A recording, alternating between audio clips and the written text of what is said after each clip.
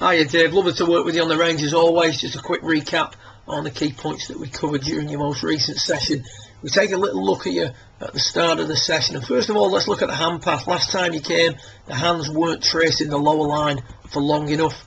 They still come up a touch, but are in a far better position than they were at P2. They now start to elevate onto that higher red line, elbow playing in a more appropriate manner. If we take you back to P3, you can see that the shaft and the hands now are at the base of the right bicep, which is desirable. At the top of the swing, we just get a little bit above plane. There's a tendency to still want to lift the arms as you complete the swing, and we'll come to that later.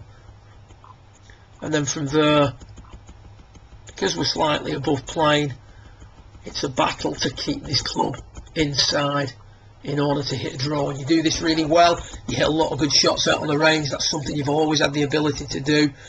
But you can see what's happening as you start the transition. Your head starts to come out of that blue box as you stand up and tuck the hips under a little bit.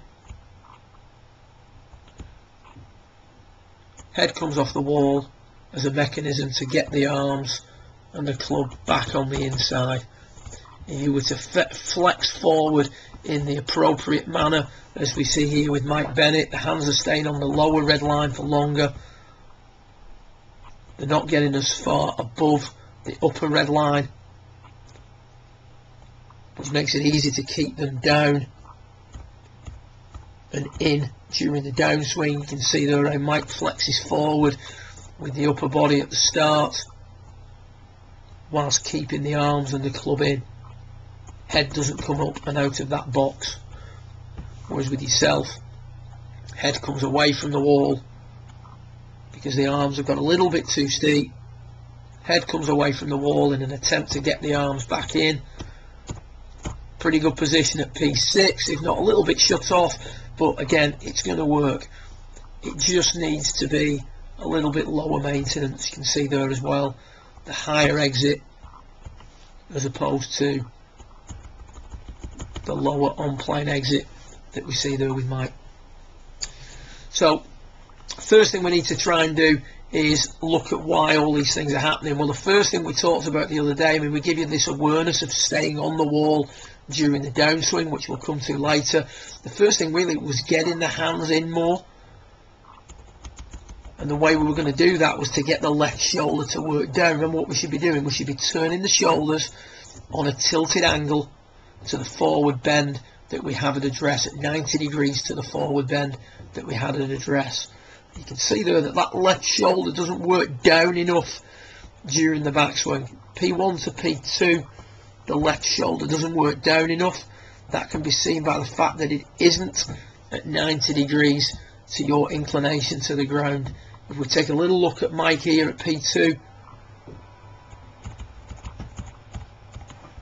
you can see there that the shoulders are at 90 degrees to the inclination to the ground, and as a result the club hasn't rolled behind him as much, and the hands and the arms are in more at P2. So that disconnection from the rib cage has started. The shoulders now are turning quite flat, the arms are starting to lift, and that's why we get a little bit more above plane at P4. And we've discussed what you have to do from there. So the feeling here, we're going to use your inclination to the ground to improve both aspects. So we're going to try and use the inclination of the ground, keeping the head on the wall. I've got my club against your head there. You can see there straight away that the club is rolled behind you less, and the shoulders have started to work at 90 degrees to your inclination to the ground. So the left shoulder now is working down more. Still lifting the arms a touch as we get to the top. I'd like to see this right knee straightening just a little bit more as well. That would aid your ability to continue to turn left tilt and extend. Coming off the wall a fraction. Still a relatively high exit. There's a little bit less movement there.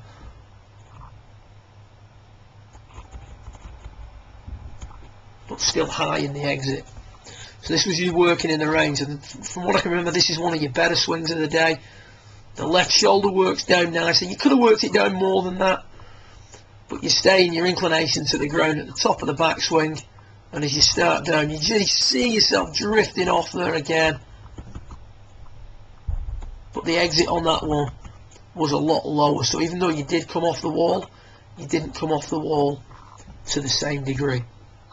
Towards the end of your lesson, trying to work the left shoulder down more and for longer, keeping your head on the wall. You're starting to see again that the club is just drifting a little bit less underneath. Sync these two swings up for you now. So looking at top left and bottom right. The shaft is a little bit flatter at that point. Pitch of the shoulders is definitely improved.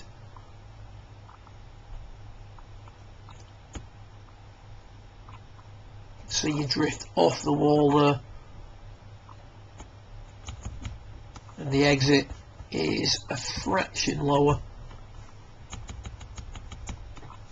but not low enough. It needs to become much lower than that.